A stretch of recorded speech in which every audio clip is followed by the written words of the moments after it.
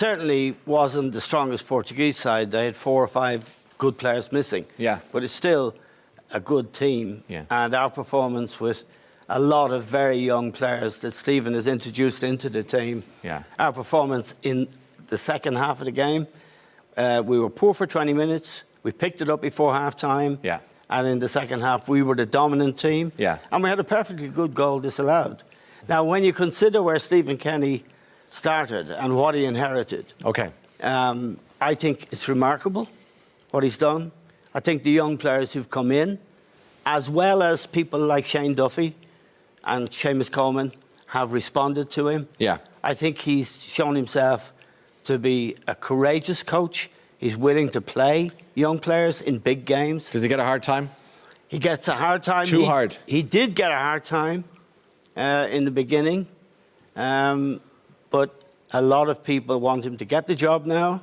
Okay. The public want him to get the job, and most commentators want him to get the job.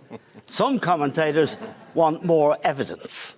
Liam, when Eamon talks about some commentators, would you care to share some light on who he might be talking about? I think he might be talking about myself. And are you a Stephen Kenny skeptic, or not really? No, I've been one of the most patient guys. There's been a lot of ex-players who've written him off, but I said let's give him time. Yeah. But we have time. He's got another. We played Luxembourg on Sunday, and then we've got another 6 games before his contract's out. And if you were a businessman, you take that time to make the judgment, informed analysis. Yeah. So why not wait? That's why I can't understand. Why give him the job now? We've got 6 points from 7 games. That's not very good, Ryan. Okay, so wait, Eamon.